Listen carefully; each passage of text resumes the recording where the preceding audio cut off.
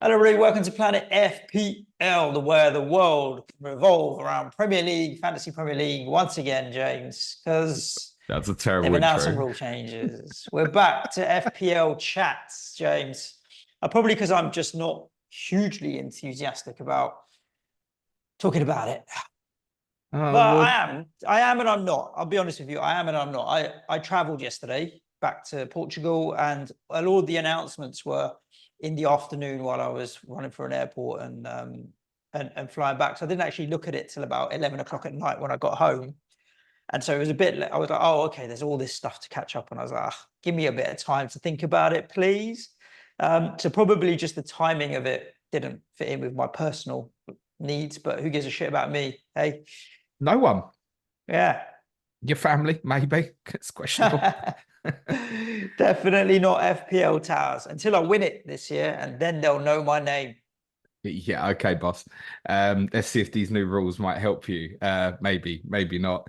Let's timestamp this coming up to 10:30 a.m. in the morning on Wednesday, July the 17th. We do anticipate that FPL will launch probably at some point this afternoon. If not, surely it's tomorrow. Crystal Palace this morning have released the prices for every single player in their squad, which then had a note that said ahead of the launch this afternoon, and then they amended their own article to say FPL will launch very soon. I hope we've not got a day of every club going, here's the price for everyone, because then there's literally no point Yeah, waiting to yeah, open the game. yeah. Just get on with it now, and open it so we can all race for our IDs. It's People's Poll podcast today. Due to the announcement yesterday, I opened up the idea of free FPL based topics based on yesterday's announcement. One option for you to vote on was the mystery chip, Suj. A mystery chip, which we're going to find out about, maybe because no one knows what it is yet. But you won't be able to use it till like January 2025. So it's something for the next part of the season. There is a potential impact on other chip usage with that I thought might be worth discussing. You didn't vote for that. I'm not surprised. Another option was to vote for the changes to BPS scoring. There are some interesting changes. Those who have a high volume of shots on target and those who are fouled frequently may well benefit in the bonus next season. No doubt we'll cover that in more detail between now and the start of the season. But I know definitely Mark and Az will cover it off in real detail on Black Box when they cover it. I think that's probably going to be maybe tomorrow night. And I know the above average FPL guys will certainly cover it on their show as well, which I think they've got booked in for Sunday night. So those are two recommended alternative podcasts on BPS scoring. What you voted for us to discuss today is the potential to have such five free transfers in FPL, because now you can roll 4 times rather than just once. FPL did promise that it would be something very different. And in fairness, this is. What's your reaction, boss? Took a bit of time to get my head around thinking about whether I liked it or didn't like it, whether it was good or wasn't good. I think my overriding conclusion was that, well, clearly we don't know the impact of this, but I think it's neither good nor bad. I think it has the potential to be both. I think the one of the things we think about with FPL is there's 38 game weeks, right? Game week 1, you don't make a transfer. The 2 weeks that you wild card, you don't make a transfer, and when you free hit, you don't make a transfer. So that's 4 of your weeks gone already. So that gets you down from 38 to 33 weeks where you've got a transfer decision. Of course, you can take hits, right? If you rolled all your transfers into lumps of 5, that's 7 game weeks, approx 6 or 7 game weeks.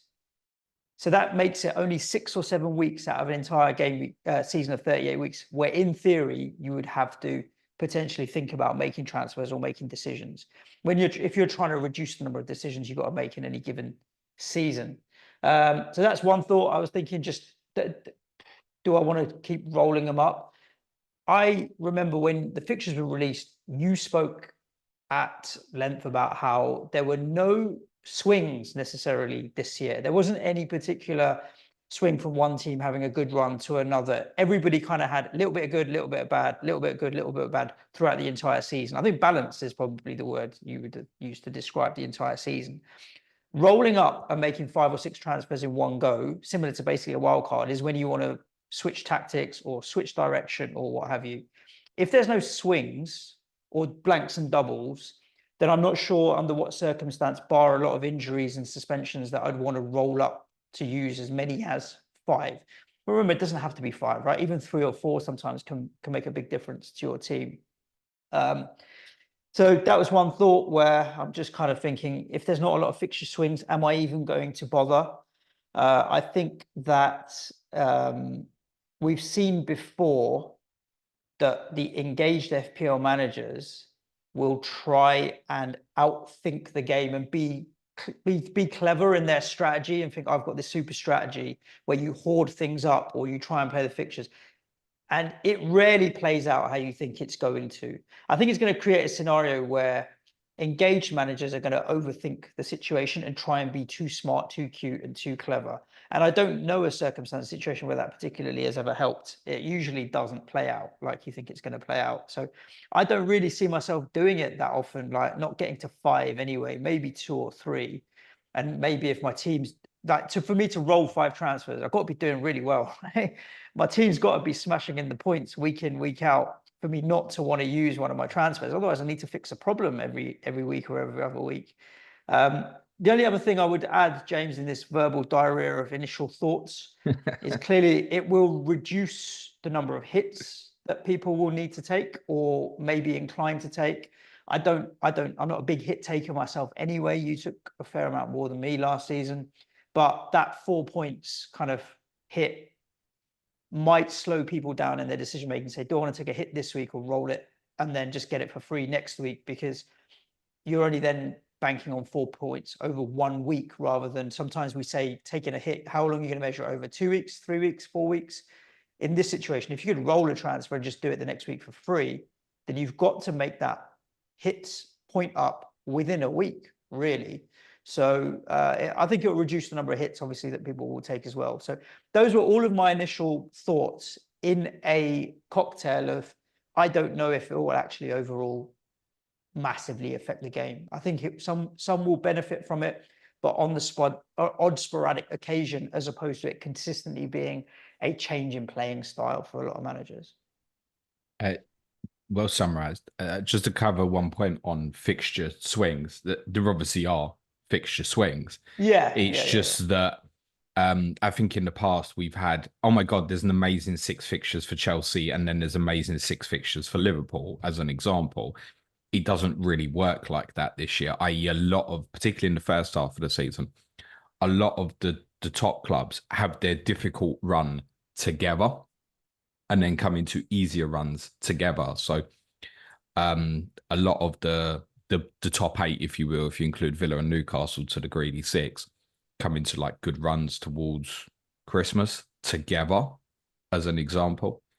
When they're coming out of bad runs, there is a little bit anomaly where Manchester United have quite a good run, where the rest have difficult runs, and you can all have your own debate about whether that's worthwhile to look at or not.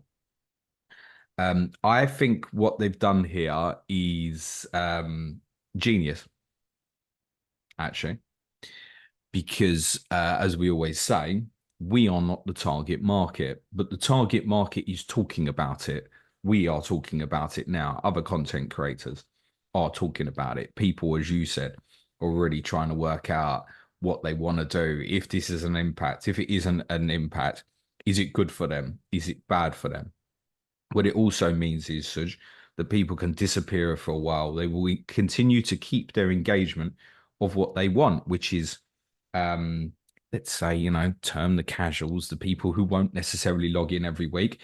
I mean, we recorded a Sky podcast last Tuesday, Suj, which is now irrelevant because there's no game anymore. But I titled it, See You in October. Well, that could now apply to FPL. You can literally, when the game opens, you can pick a team. You can come back in October if you want. In theory, I think the thing is, for the casuals and predominantly people who play in like work mini leagues and stuff, because I do think mini leagues is a big driver of that market. or that sector of the players, it can take 2 or 3 weeks to lose your way, miss a couple of deadlines, and then you feel like, okay, I'm already 60 points behind, let me quit. But if you then have like 4 transfers to do a mini wild card, of course, you're more likely to feel like I can claw this back now because I can use my mini wild card and I've got 4 free transfers. From the point of view of keeping managers engaged for longer, I agree with you. It definitely will do that. Does that mean that it's going to become even more difficult? Because more players will keep playing the game for longer. Inevitably, if your rank will rise as players around you will drop away. If less players drop away throughout the season, it's going to become harder to climb up. I'm sure the stats that 75% of the top 10K, if not 80%, are new every season anyway. I only feel like it's going to go in that direction if players stay engaged for longer. What's your reaction in terms of who it benefits? Like, take someone like me who's kind of a fixture planner. Do you think this benefits me or not? It's a double-edged sword, is my take on I it. agree. There are definitely situations that it can help to plan and know what's happening ahead. There are definitely situations where I've seen for you, for me, for engaged managers, where we get into decision paralysis, or we hold off decisions for 2 or 3 weeks longer than we maybe would have, because you've got a plan in your mind already, and then you miss what's in front of you right there, right now. There are plenty of occasions where we've stick to the plan when actually moving early would have been better. And the temptation to roll up these transfers to try and do something clever could mean that you miss out on what's right in front of you right there, right now. So I really think it could be a double-edged sword either way. There are also situations where planning ahead will give you a massive leap ahead. If you can see something for a team that looks good, or if there is a blank or a double and you can plan around it better, it could be a massive advantage as well. So I really don't think we know, is the honest answer, James. It could go either way. I mean, you can probably imagine what my instinct was when I saw the news. My instinct was that, see you in October, blinding, because also we've obviously got the experience of playing Sky Fantasy, where you used to have a forced overhaul or wild card quite early in the season, and you would pick a dead team basically for 4 to 5 weeks, subject to when that forced wild card was, with no intention of touching it unless you had an injury. And my immediate reaction was, well, great, yeah, let's pick a team for 6 weeks and let's come back to it. But the more I thought about it, what happens really early in FPL every season, Suj? Injuries, or well, what happens is a player that we didn't know about stands out to be the fucking best buy in the game. That's one, yeah. And that, or injuries or suspensions, or a lot of people shit the bed and wildcard. And I think a lot of people will do it this year because of the big debate that you and Clayton had yesterday around Hordenless or not. Mm. Yeah, I mean, there is still that case, I think, for Bench Boost 1 and Wildcard 2 that I think, yes, people will look at that. I think it's more there's something very different at the start of an FPL season to the end of the season. It's the desperation to grow value. Oh, team value, yeah. I mean, I'm bad at that, so I'm not surprised that I didn't Now, use if that. you hit a team that's amazing and you fly that's dead for the first 6 weeks, you will naturally, if your team is doing quite well, you will increase some value in your squad. But the chances are you won't get it all perfect. No. And there will definitely be, even I think for those who are thinking, yeah, I could maybe pick a team that's dead for 5 weeks or so here, it won't take long for someone to score twice and be like, oh shit, this guy's going to go up 0.2, 0.3 this week. I need to do something about that. Value plays a huge impact at the start of the season. So I think there's two sides to this. I think certainly the storing of transfers is going to be very, very useful. I think particularly, and we know that blanks and doubles aren't going to be the same as previous season, but it will still exist. Yeah. And it was going to be way more useful towards the end of the season to have the storage of more transfers, or at least probably, let's say, the spring period, rather than necessarily right at the end. But at the start of the season, I think it would make sense to try and have a team that wouldn't necessarily force transfers. But then I don't know how much you want to plan making transfers that early in the season anyway, because Anyway, yeah. the one message I would always have at the start of the season is nearly all of us, if not all of us, will make mistakes. No, who picks the perfect 15 players at the start of the Oh, season? I do, but they just don't perform, the useless bastards. Your opinion will change. Teams' strength or incapabilities will be different to what you imagine. The transfer window will still be open for circa 3 weeks after the Yeah, season starts. So the idea of just picking a team that's, yep, I'm definitely leaving that dead for 5 weeks, you may well end up doing so. But I think you're going to be fortuitous if you're in that luxury position to do so. So I've seen some people already looking at things like, well, yeah, I'll try and roll in game week 2, which is something I always like to do anyway. Then maybe use 2 transfers in game week 3. So that'd be no different to normal. Then try and store them up again once the transfer window's closed. What it does mean is we're going to get more variations of what people are doing. That's clear. for And sure. that I think is only good. That was the big message on Haaland's price yesterday was, okay, you've made a decision for people now because quite clearly at 14 million, his ownership was too high last year for people to enjoy having him Yeah, or yeah, even yeah, fear it or fear just being too great to go against him. Now there's a decision to be made. And there's a decision for people to make under this now as well, whether they use yeah, transfers or don't. But I think the nature of FPL versus our experience of playing other games of Sky is I don't know how many FPL managers can get to roll in 5 transfers. I really don't because I think yeah. the game is You've so got to be so doing so impulsive. well. Think about it. You've got to be doing so well for you to think, okay, my team's so great that I don't need to fix something, or there's nothing that I can potentially improve. It doesn't happen. The advantage of FPL over Sky, obviously, is 15-player versus 11-player game, right? So in Sky, if you have an injury, it's your starting 11. Whereas in FPL, at least you have a bench to help you maybe cover it, to help you roll into the next week or into the next week. Sky was never like that. We needed to try and find every fixture that we possibly could get out of the 11. I do think you will see a lot more divergence in strategy, you're right, from people who will want to do different things.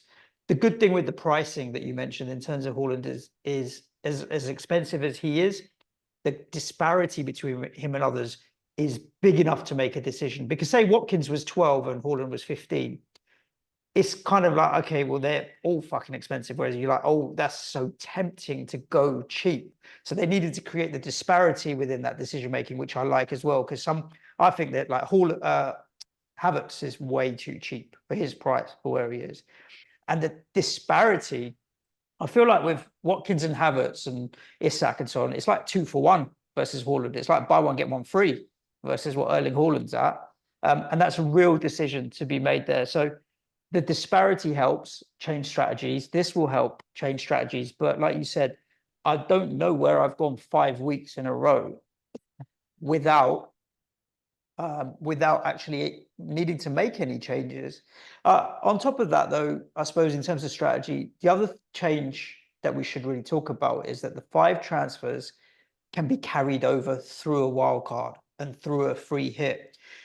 And that I think will make a kind of interesting game plan strategy because you can dead end and double wildcard. I mean, in theory, yeah, you could dead end to a point, wildcard the week after, and then 5 transfers the week after that would be a real interesting strategy. I mean, that would be a hell of a lot of fun for a few weeks. Yeah, I mean, I'll throw you a game week as an example here. So just get a game week 12, just a random one to pluck out. If you look at, excuse me, the top 8 teams, City, Tottenham play each other, but it's at City, right? So City clear favourites, home fixture. But the rest, Arsenal got Forest at home, Liverpool go to Southampton, Chelsea go to Leicester, Newcastle at home to West Ham, Manchester United go to Ipswich, Villa at home to Crystal Palace. And around that, for those 8 teams, are difficult fixtures. It might be the sort of one that we now look at a week like that and go, yeah, I'm going to free hit there or store transfers to use a lot of transfers in that specific week. I think that's a real game changer. Now, the ability to store the transfers for afterwards, and it saves me getting countless DMs every year as well of will I have 2 free transfers after I've done this or I've gamed the system or or whatever. So yeah, that's really interesting. I don't know if that's to the benefit of someone like me. That's where it feels like all the planning, yeah, that there's not so much planning is required. And I think No, just to clarify what that means, if you went into game week 20 with 4 free transfers and used your wild card in game week 20, you will then have 4 free transfers going into game week 21. You won't have the additional one to make it 5, by the way, no. because you'll have used the chip. But yes, you will have. That bit I didn't like. I think I almost wish that you used something and you were drawn back into one. But I get the idea that for the general masses, using the chip doesn't like cost you anything, because otherwise you'd have only been better off using the chip if you only had 1 free transfer, right? Yeah, The storing yeah. them up would have been useless to you. So this still encourages it. The platform now encourages the idea that you store up transfers. Example would be, I'll give you a good example. People, you're getting a real flip at the moment. If anybody wants to, have a look at our friend Harry Daniels, FPL Harry's tweet last night, which I'll tell you, or yesterday, was at 2:39 yesterday, where he's very silly asked people for their thoughts. Yeah, you're going to get 100 responses that you don't want to respond to. But just within that tweet, the amount of differences of opinion of whether this is good or bad gives you a real indication of what people think. But in terms of rolling transfers, one of the themes is, people will be rewarded for patience. So I'll give you an example of that. So I started Volly Watkins last season, right? And pretty much owned him near enough all the way through. And he had, let's say, a start where he was kind of consistent. He was getting quite a few assists, but he wasn't really scoring that much. You did And sell him at one point. yeah, near the end. And that was regretful, by the way. But I kept him for the big haul against Brighton. Would he get 3 goals and 2 assists, or 4 goals and assist or so? And a lot of people had sold him the week or two before. So then you get a lot of people go, you're rewarded for your patience. I was rewarded for my patience because you returned. The exact same scenario might happen this coming year, and it's not to say he will return. So I think the storing of the transfers might encourage people to be a little bit more patient with key assets like that. But also, to go back to your Haaland point, if you have stored up transfers, one of the discussions I had with Clayton yesterday was, well, if you don't go with him at the start and you want to get him in, you're probably wildcarding. Well, if you store up a few transfers and you haven't used any by, say, game week 4, and you want to get him in, and you've got 2 or 3 free transfers, it becomes much easier, doesn't it? Rather than having to take -4s and -8s to force him in, it becomes easier. So perhaps the planning of jumping around premiums might be easier to do and more cost effective, i.e. not costing you points hits.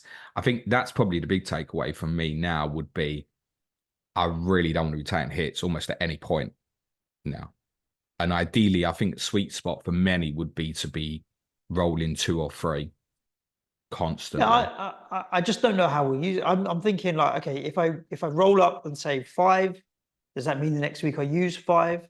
Does that mean I use 2 a week for 5 weeks thereafter as I whittle through them, or 2 a week, 3 a week, 2 a week, 3 a week, and take a couple of hits within that?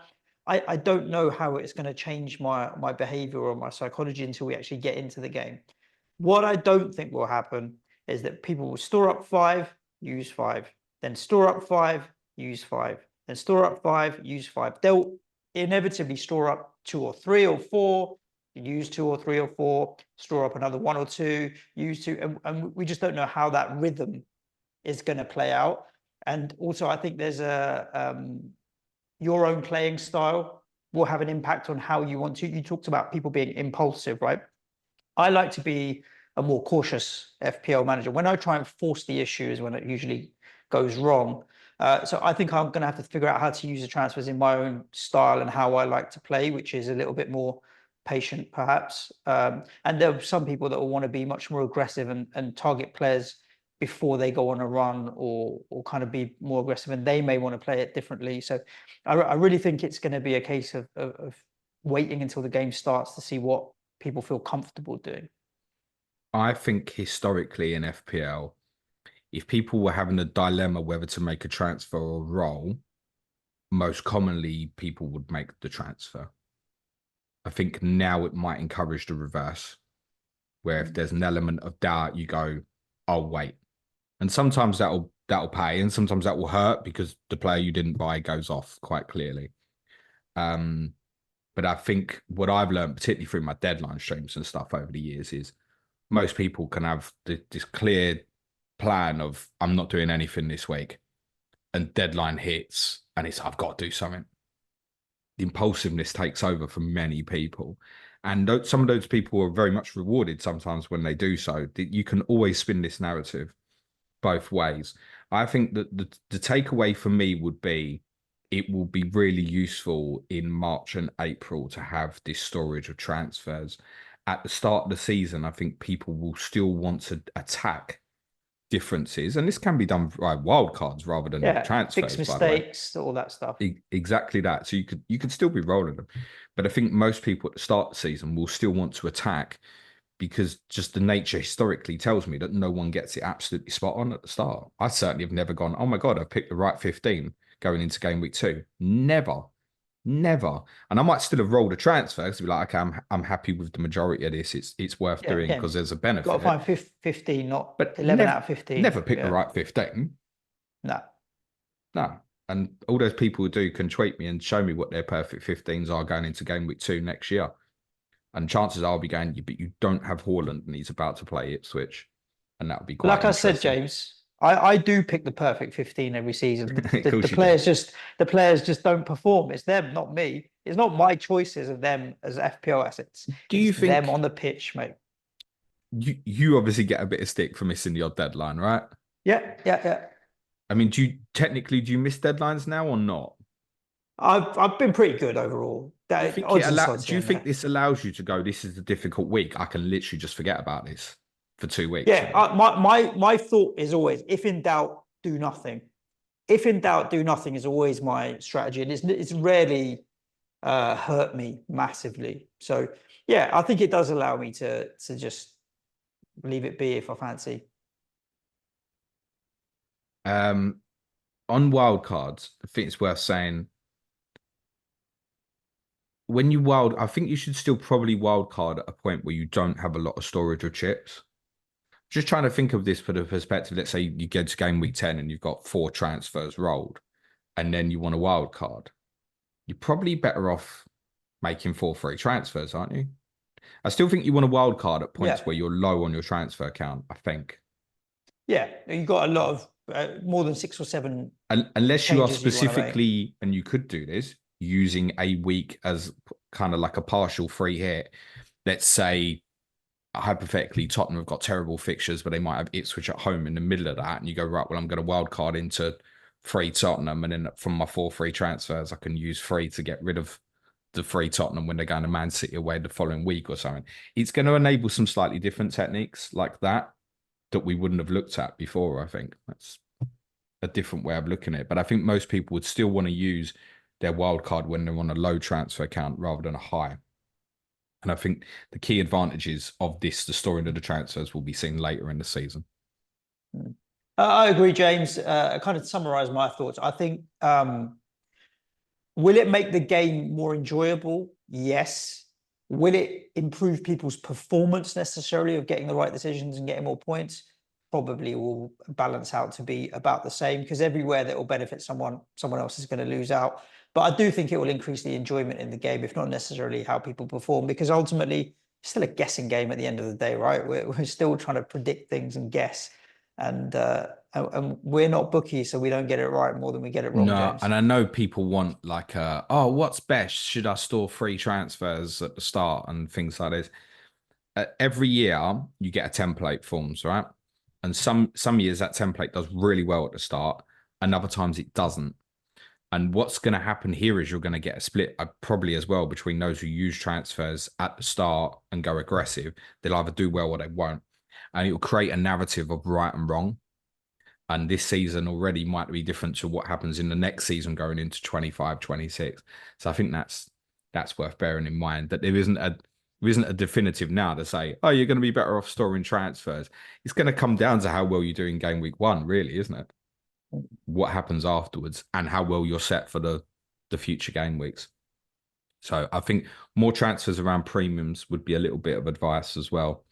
Probably go for more steady eddies in terms of your lower pricing brackets. If that means you want someone like a Rodri or a Rice, for example, like stick them in people you're going to more forget about and dance around the premium ones. But as I alluded to earlier as well, there isn't that kind of, oh, this is where I'll flip from Salah to Palmer. That doesn't really exist this season, not in the first half of the season, really. Listeners, obviously jump in the comments on YouTube with your thoughts about this 5 transfer change and what you think it will see happen. Be interested to have a read through and see what your thoughts are. Of course, as the game launches, we'll be going into more detail. We'll have all of our drafts. Obviously, James got correspondent week in a couple of weeks, 2.5 weeks coming up as well, to deep dive into every individual team. So you're going to want to stay subscribed wherever you're listening to the show. Hit the bell or the notification icon or the thumbs up or the heart or whatever it may be, depending on what podcast app you're using. And of course, subscribe. Follow James on Twitter at Planet FPL Pod for updates as well on the schedule. Other than that, though, stay safe and look after yourselves. Ciao for now. Don't fight each other for those IDs. Be nice to each other, everyone. Cue music, please. Man shark.